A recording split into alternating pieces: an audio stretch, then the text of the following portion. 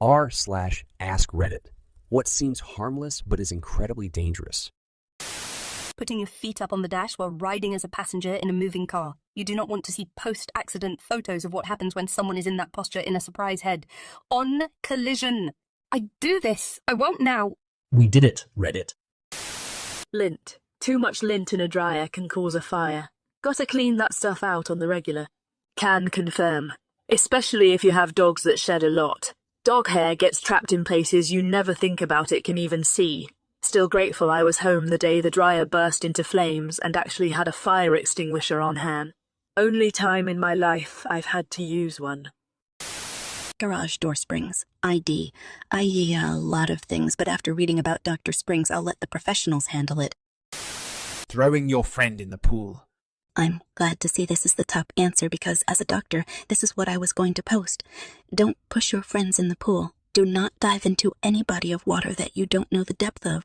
Do not jump into old quarries or lakes lined with trees. Deaths are also a great way to get yourself killed, but even I admit to still riding them sometimes. But please wear a helmet and only ride on trails. Thank you for this.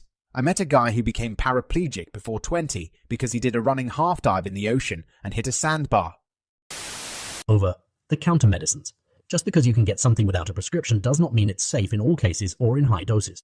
Traveling drilled that into me. Something common in my home country would be prescription only or even banned in another, and vice versa. Usually it's because of concerns over excessive use or just whatever side effects being deemed unacceptable in one place or not another.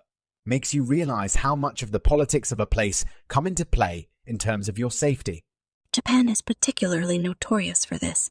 They actually advise you not to visit Japan if you happen to be on some medication that is prohibited there. Medical need is no excuse in the eyes of the law if you are caught with a prohibited substance and you face the potential double whammy of prison time and being forced to go off your medication cold turkey.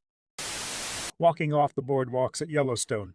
They have several signs pressing that, even though the ground may look normal in those areas, it could be really thin. I've seen people do it anyway. Look safely. Safe. I remember seeing an article about this years ago. The guy, well, it basically said he boiled. Reminded me of that scene in the beginning of Dante's Peak with the hot springs. Weirdly specific, but leaking hydraulic fluid from a small crack in a pressurized manifold. It doesn't shoot out like a gas would, instead looks like droplets, but if you put your thumb over it, it shoots toxic hydraulic fluid into your bloodstream. This is an understatement of how dangerous hydraulic leaks are.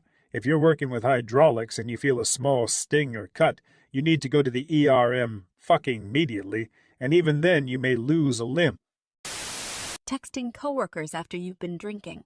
I'm a sober alcoholic, and I used to make this mistake all the goddamn time. It was actually doing this that alerted my colleagues to the fact that I had a problem and led them to give me an intervention and direct me to get help.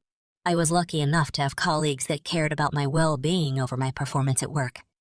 They're still my colleagues to this day, and I hope we will be a team for a long time. And yes, I perform a lot better at work without the sauce. Dull knives. Dull knives are far more likely to cause an incident compared to a sharp one. Also, a falling knife has no handle. Duh. That's why I catch it by the blade. Pushing people over as a prank. A group of kids at my high school would table, top other students at football games, where one kid would get down on all fours behind an unsuspecting victim, and their buddy would push the person over the other. All fun and games until they put the star soccer player in a wheelchair for the rest of her high school career. After that, the school disallowed any students from being anywhere except the bleachers at the games. A girl got paralyzed at my dad's prom because his friend, who had a crush on her, decided to pull the chair out from under her. She is also in a wheelchair now. There's that Peppa Pig episode about spiders, teaching kids that they are nice and friendly, and that episode is banned in Australia. So there you go, here's my answer. Peppa Pig episodes. Do not get me started on that effing pig. David Cameron is well ahead of you. Wait, I got the word order wrong. Jumping on a trampoline. Worked EMs for years. A trampoline fun zone place opened up in our city. Suddenly it accounted for like 10% of our traumas, mostly just broken arms and legs, but still. Silence in a house with toddlers. Toddler noises in a house at night when you don't have children. I've got 2 kids, living ones, and on some days they run me so ragged that hearing a ghost child wouldn't bug me much. Boo! Yeah, do me a favor. Play all you want, but don't wake the other 2 demons. Eating raw or undercooked kidney beans can make you very sick or even kill you. It only takes like 3 undercooked kidney beans to ruin your day. Note that canned beans are safe as they have been cooked as part of the canning process. It's only the dried beans you have to soak and cook properly. Thanks for this. I was thinking back to times where I've had a taste of chili or something to see how much longer it needed, and I just thought, holy crap, close call. Cat bites. Cat fangs puncture deep and trap bacteria deep within your tissue, leading to horrible infection. You might think one isn't serious because it's not bleeding much, but that just means the wound isn't flushing properly. If you get seriously bitten by a cat, it's very important to go to urgent care so they can properly disinfect the wound. The cinnamon challenge that was all the rage a few years back. When aspirated, it can cause severe burns on mask passages and airways. I am actually deathly allergic to cinnamon. I joke with my friends that on my deathbed I'd like to try Cinnabon. Giving grapes to dogs. They're quite toxic. Confined spaces, above ground or worse, below the surface. If you do urban exploration, caving, or anything like that, get a 4 gas detector, clip it to your chest or belt, and set the alarm to max. If it makes a sound, get the F out or you are going to die. Texting while driving. You might think this is obvious, but I see many people texting and driving every day. Not cool and definitely not safe. I saw a dude pull onto a busy street from a parking lot without looking up from his phone for even a second to see if it was clear. I couldn't believe the stupidity and luck I'd just seen. Unprotected sex. Pushing someone's face into a cake as a joke. Some cakes have little wooden spikes inside to support the cake.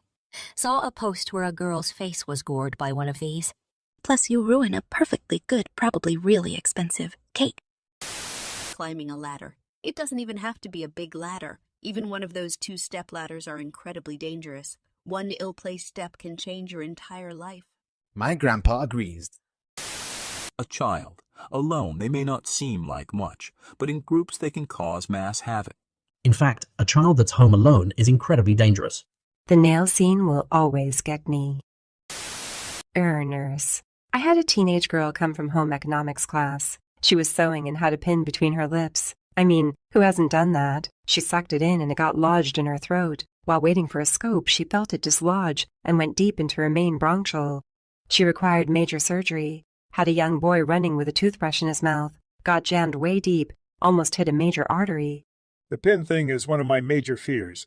I'm in costume design and sew a lot and tend to hold pins in my mouth. For just a mind, trying to unlearn that habit because of the horror stories. Plutonium, if no one told you what it was, you'd think it was just a random piece of metal. For kids, someone online with a sympathetic ear for their problems. Responsible adults will try to put you in touch with real-life help, not encourage a pattern of reliance and inappropriate intimacy. Bonus danger points on anyone who throws down you're really mature for your age. Predators online work just like real-life hunting predators. Their first goal is to separate you from your herd. Even offline, these predators exist while using the same tactics like being chill and giving you a beer when you're 16 BKU. You seemed down. Having a loose animal in the car. A safety instructor once told me doctors had to dig dog bones out of a person after it got between them and an airbag.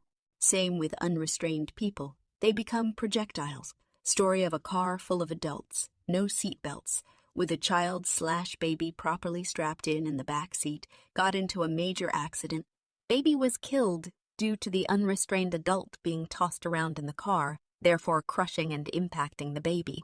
Might have been an older driver's Ed scare tactic story, but it seems feasible. There's a couple reasons I refuse to drive off if not everyone in my car has their seatbelt on, and the fact that your unsecured butt could kill my secured butt in a collision is the biggest one. I don't give a crap if you think it's uncomfortable or uncool or whatever. You're my passenger. I'm responsible for your life. You put that seatbelt on properly, or you get the F out of my car. This thread. It's making me not want to leave the house ever again. But there's so many things in your house that can kill you. Keep reading.